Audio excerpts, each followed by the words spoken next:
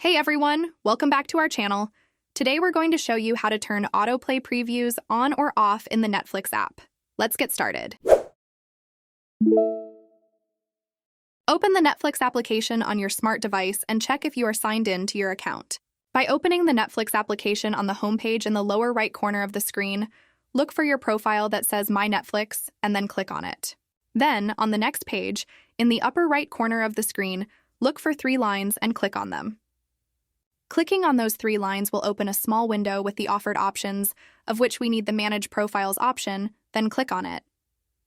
The application will open a new page with your profiles.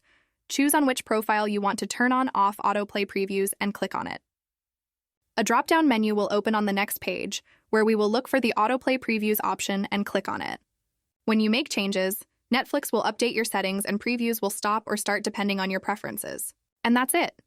Whether you prefer to browse Netflix without autoplay previews or enjoy using them, you now have complete control over this feature. If this video helped you, give it a thumbs up and don't forget to subscribe to our channel for more helpful tips and tutorials. Thanks for watching and see you in the next one.